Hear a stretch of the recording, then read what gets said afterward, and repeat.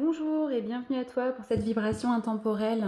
Allons voir tout de suite ce que les cartes nous disent pour toi aujourd'hui qui est tombé sur cette vidéo. On nous parle de l'arbre de vie, magnifique. Je vais continuer. Avec ce 58, on est sur le 13, l'arcane de la mort, le cycle de la vie, de la renaissance. Quoi d'autre ?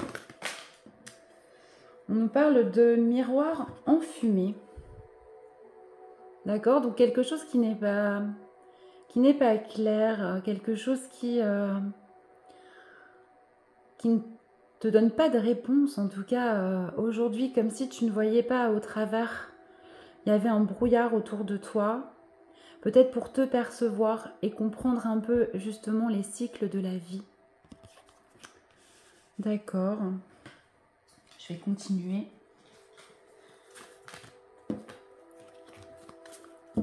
Qu'est-ce qu'on peut nous dire d'autre par rapport à cet arbre de vie et ce miroir enfumé? Si on a un 47, un 11, on a une forme de dualité. D'accord. Allez, allons voir un peu de précision. Ouais, j'en ai beaucoup trop. En fait, c'est comme si tu n'y voyais pas clair dans certaines choses et qu'on te rappelait qu'il y avait des cycles à traverser. Cet arbre, avant de devenir aussi majestueux, il est passé par plein d'étapes, plein de phases, par plein de saisons. Et peut-être que l'essentiel pour toi, pour réussir à te voir et à voir ton évolution, c'est peut-être aussi de regarder un peu en arrière les cycles que tu as traversés et essayer de comprendre où tu en es aujourd'hui. Quoi d'autre?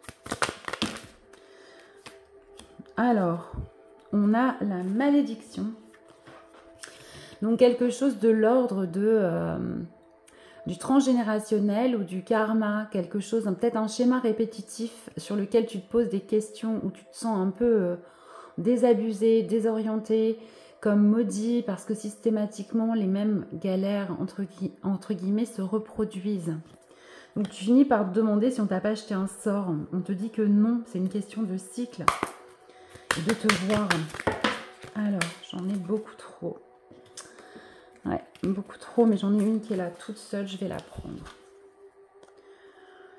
Et on te parle de croix andine. Je ne suis pas tout à fait sûre de ce que ça représente, mais en tout cas, il y a une forme de dualité. En tout cas, la malédiction, c'est vraiment quelque chose qui est dans le mouvement, dans le changement, hein, c'est faux. Et cette croix andine, je vais me permettre de regarder le message pour être sûre de ce que je te dis. Moi, ce que j'y vois, c'est un symbole de protection important qui te rappelle que pas du tout, hein, tu n'es pas du tout dans une forme de malédiction, que c'est plutôt des choses à comprendre et à gérer par rapport au cycle de la vie. Alors, c'est la cosmologie du chaman, la croix andine, et on a les 4 points cardinaux. Elle annonce le début d'un grand voyage. Il est temps d'élever ton regard du quotidien terre à terre vers ce qui, jusqu'à présent, t'a semblé hors de portée.